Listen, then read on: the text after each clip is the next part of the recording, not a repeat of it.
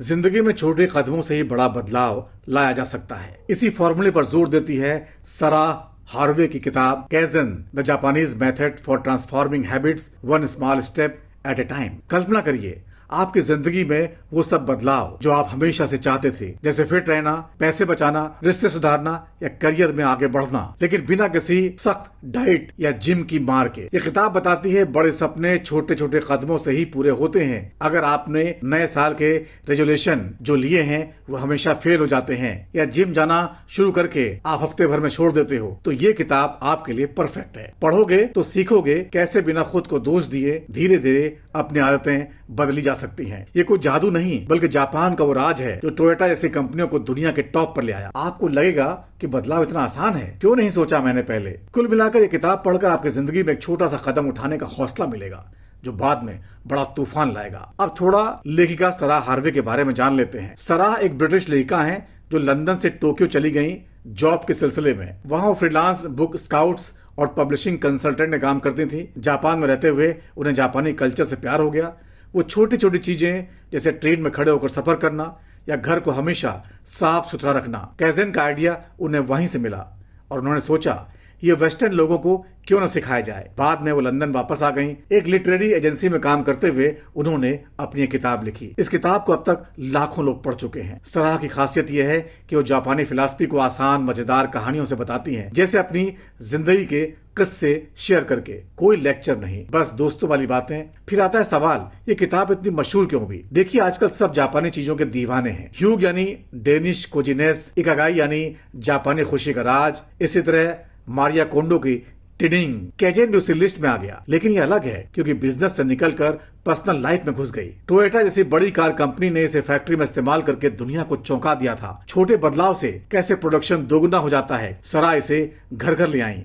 उन्होंने कहानी सुनाई कि कैसे ये हेल्थ, रिलेशनशिप, मनी सब में काम करता है। अमेजन पर इस किताब को 4.5 स्टार मिले। गुड रीड्स पर हजारों रिव्यूज मिले। लोग कहते हैं ये पढ़ा तो लगा बदलाव इतना आसान था। पब्लिशर्स वीकली ने कहा ये बेस्ट गाइड है वेस्ट ईस्ट मिक्स के लिए। प्लस ये किताब छोटी है, इलस्ट्रेटेड है और प्रैक्टिकल टिप्स से भरी हुई, कोई बोरिंग थ्योरी नहीं। महामारी के टाइम में सबको छोटे कदमों की जरूरत पड़ी तो ये हिट हो गई। कुल मिलाकर ये किताब इसलिए पॉपुलर हुई क्योंकि ये वायदा करती है बिना स्ट्रेस के लास्टिंग चेंज। अब चलो किताब के चैप्टर्स पर। किताब स्ट्रक्चर में सिंपल है, पहले बेसिक्स, फिर लाइफ के अलग अलग एरिया और आखिर में कैसे इसे लाइफ टाइम रखें। हर चैप्टर की मुख्य बातें बताता हूँ जैसे कोई स्टोरी सुना रहा हूँ, धीरे धीरे रिदम के साथ, ताकि आपको लगे हम चाय पीते हुए बात कर रहे हैं।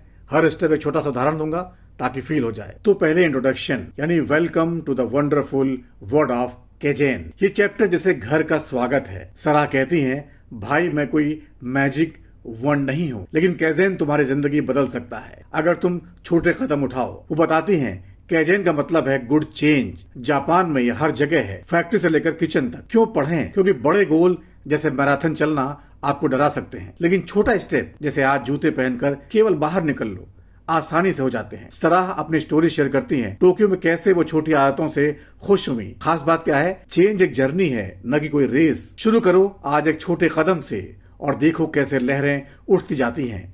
ये चैप्टर खत्म होते ही आप सोचोगे अरे कल से ट्राई करता हूँ। पहला चैप्टर द ओरिजिन्स ऑफ कैजेन। अब स्टोरी पीछे जाती है। सराह बताती हैं कैजेन WWII के बाद जापान में आया। अमेरिकन्स ने सिखाया था क्वालिटी कंट्रोल, लेकिन जापानियों ने इसे अपना लिया। टोयोटा का उदाहरण, वो हर वर्कर से पूछते थे क्या एक छोटा बदलाव कर सकते हो? रिजल्ट दुनिया की बेस्ट कारें।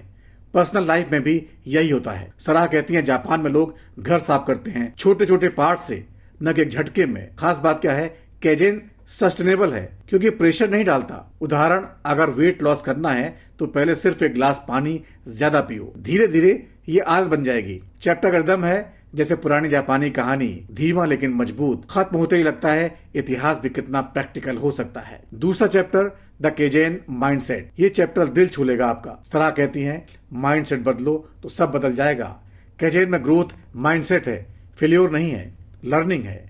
जापान में किजुकी कहते हैं छोटी रियलाइजेशन को, जैसे अचानक सोचना अरे ये आदत बुरी है, फिर छोटा स्टेप लो। खास बात क्या है, नेगेटिव को पॉजिटिव में बदलो, जैसे मैं लेट हो की बजाय आज 5 मिनट पहले उठूंगा। सराह टिप्स देती हैं जर्नल रखो, हर दिन एक अच्छी चीज नोट करो। उदाहरण, रिलेशनशिप में झगड़ा हो तो पहले सिर्फ सॉरी बोलो बिना बहस के। रिदम यहाँ तेज होता है जैसे मोटिवेशनल सॉन्ग हो। हर पैराग्राफ में एक आइडिया है जो आगे से जुड़ता है, पढ़कर लगता है हाँ मैं ये कर सकता हूँ बिना खुद को कोसे। तीसरा chapter, applying Kaizen to your health. अब आता है सबसे पॉपुलर पार्ट, हेल्थ। सराह कहती हैं बॉडी को प्यार दो छोटे स्टेप से। जिम ज्वाइन करने के बजाय पहले बस 5 मिनट वॉक करो। फूड में एक दिन सिर्फ एक फ्रूट एक्स्ट्रा खाओ। खास बातें, स्लीप, एक्सरसाइज, ईटिंग, सब में इंक्रीमेंटल चेंज करो। जापान का उदाहरण, वो छोटे पोर्शन से हेल्दी रहते हैं। सरा अपनी स्टोरी कहती हैं टोक्यो में कैसे वो स्टेयर यूज करने लगी। रिदम यहाँ प्रैक्टिकल है, हर टिप के बाद ट्राई करो ये। उदाहरण, स्ट्रेस के लिए पहले सिर्फ डीप ब्रीथ 3 बार लो। जब खत्म होता है चैप्टर तो लगता है हेल्थ अब बोझ नहीं, मजा है। ये चैप्टर पढ़कर कई लोग जिम छोड़कर वॉकिंग शुरू कर देंगे। Chapter 4, Kaizen for work and career. Work life में केजेन। सराह कहती हैं ऑफिस में छोटे छोटे चेंजेस से प्रमोशन मिलेगा, जैसे डेस्क को ऑर्गेनाइज करने का एक कोना साफ करो।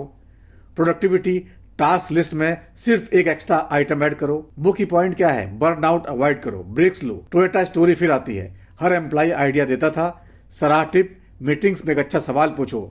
रिदम यहाँ फास्ट पेस्ड जैसे ऑफिस के रश, लेकिन हर स्टेप रेस्टफुल। उदाहरण, अगर स्किल सीखनी है तो पहले 10 मिनट यूट्यूब देखो।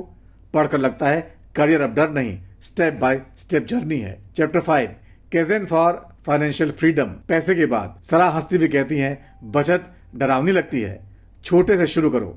एक दिन से 10 रुपए एक्स्ट्रा सेव करो। पहले से कॉफी खर्च नोट करो। डेब्ट पेमेंट इंक्रीमेंटली, इन्वेस्टमेंट छोटे अमाउंट से। जापान में लोग किमी कहते हैं छोटी सेविंग्स को। सराह उदाहरण देती हैं वो खुद कैसे जापान में छोटे खर्च कट किए। रिदम स्लो एंड स्टीडी हुआ जैसे मनी ग्रोथ। हर पैरा एक टिप है जो नेक्स्ट से बिल्ड होता है। उदाहरण है, शॉपिंग में पहले क्या जरूरी है ये सोचो। ये चैप्टर पढ़कर बैंक बैलेंस चेक करने का मन करेगा आपका। छठा चैप्टर, बिल्डिंग रिलेशनशिप्स विद केजेन, यानी रिश्तों का चैप्टर सबसे इमोशनल है। सराह कहती हैं लव में छोटे जेस्चर बड़े चेंज लाते हैं। पार्टनर को पहले सिर्फ एक कॉम्प्लीमेंट दो। फ्रेंड्स, एक मैसेज भेजो पुराने दोस्त को। खास बात क्या है, लिस्निंग इंप्रूव करो, 1 मिनट एक्स्ट्रा। फैमिली में डिनर टाइम पर फोन बंद कर दो। सराह अपनी स्टोरी बताती हैं जापान में कैसे वो लोकल फ्रेंड्स उन्होंने बनाए। रिदम वार्म एंड फ्लोइंग जैसे बातचीत, सॉफ्ट लेकिन डीप। उदाहरण, अगर झगड़ा हो तो पहले मैं समझता हूँ बोलो। पढ़कर लगता है रिश्ते अब मेहनत नहीं, छोटे प्यार के कदम बन जाएंगे। 7वां chapter, Kaizen for home and habits, घर और आदतें। सराह कहती हैं होम है वेयर केजेन बिगिंस। किचन साफ करने का एक्शल पहले करो। हैबिट्स पड़ेगी, ब्रशिंग के बाद एक ग्लास वाटर पियो। खास बात, क्लटर डिडक्शन, मारिये कोंडो स्टाइल लेकिन स्लो। जापान का ओसोजी, सीजनली क्लीनिंग। रिदम होमली जैसे घर साफ करते हुए स्टेप बाय स्टेप रिलैक्सिंग। उदाहरण, बेड बनाने का टाइम 2 मिनट कम करो। ये चैप्टर खत्म पर घर लौटने का मन करेगा। 8वां chapter, hobbies and personal growth with Kaizen. Hobbies का मजा। सराह कहती है नई चीज सीखो लेकिन 5 मिनट में। पेंटिंग, पहले एक लाइन ड्रॉ करो, इसकी रीडिंग है 1 पैरा पढ़ो। मुख्य पॉइंट, क्रिएटिविटी बूस्ट करो बिना प्रेशर के। सराह का एग्जाम्पल है जापान में कैसे वो कैलीग्राफी सीखने लगी। रिदम क्रिएटिव है जैसे आर्ट, फ्री फ्लोइंग। उदाहरण एक गिटार का है, एक कोड प्रैक्टिस। पढ़कर नई हॉबी ट्राई करने का जी चाहता है। 9वां chapter, overcoming challenges and persistence, यानी चुनौतियां। सराह कहती हैं फॉल डाउन फिर उठो, छोटे स्टेप से। मोटिवेशन कम हो तो रिमाइंडर सेट करो। मुख्य बात यह है कि सेटबैक्स नॉर्मल हो, लर्न फ्रॉम देम। टिप्स क्या है, journaling, celebrate small wins. Rhythm inspiring जैसे motivational speech, up and down लेकिन हमेशा फॉरवर्ड। उदाहरण क्या दिया, डाइट फेल हुई, कल फिर ट्राई करो। ये चैप्टर स्ट्रेंथ देता है। कंक्लूजन क्या है, embracing kaizen for lifelong growth. आखिर में सराह समेटती हैं केजेन लाइफ टाइम कमिटमेंट है। रिव्यू करो हर महीने, एडजस्ट करो। खास बात क्या है, जर्नी है, डेस्टिनेशन नहीं है। उदाहरण, हर साल एक बड़ा गोल सेट करो लेकिन छोटे स्टेप के साथ। रिदम क्लोजिंग क्या है, जैसे गले लगाना, वार्म, होपफुल। इसके खत्म होने पर लगता है चलो आज से शुरू करते हैं। ये किताब पढ़कर लगता है जिंदगी एक बड़ा कैनवस है और केजेन वो छोटे ब्रश स्ट्रोक्स हैं जो पिक्चर खूबसूरत बनाते हैं। सराह ने इसे इतना आसान बना दिया है कि कोई भी अपनाए। अगर तुम चेंज चाहते हो तो इसे जरूर अप्लाई करो। यहाँ तक सुनने के लिए आपका बहुत बहुत शुक्रिया।